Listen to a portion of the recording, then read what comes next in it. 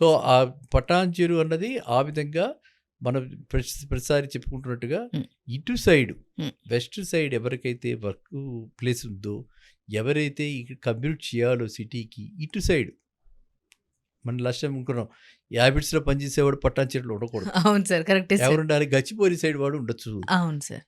అలాగా మియాపూర్ వాడు ఉండొచ్చు. అక్కడ ఎవరైతే పరిసర ప్రాంతాల్లో ఉంటారో జనాలు, వాళ్ళకి ఇది right time right time.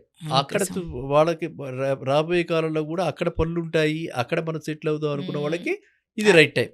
Okay sir. అంతే, అంతేగాని మనం ఇటువైపు నుంచి వస్తూ అటు వెళ్ళకూడదు. ఎవరైతే ఆల్రెడీ అన్ని చోట్ల ఉన్నాయి, అక్కడ రేట్ తక్కువ ఉంది అని కొనే వాళ్ళకి కొనుక్కోవచ్చు. అది investors point of view. Investors మనం హోమ్ బయర్స్ కి చెప్తున్నాం, కష్టం.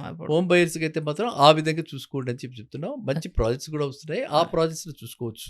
Okay sir. ఓకేనా?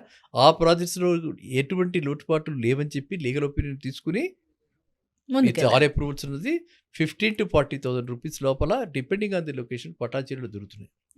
కాబట్టి ఇది అందరూ కూడా ఈ యొక్క మార్కెట్ కండిషన్స్లో ఆ ఏరియాలో ఇన్వెస్ట్ చేయడం అనేది చాలా ఉత్తమం. డెఫినెట్గా అందరూ కూడా లాభం పొందడం ఖాయం. అది భాగ్యులు అవుతారు ప్రతి వాళ్ళు కూడా. మన ఉద్దేశం ఏంటి? Minimum 1 crore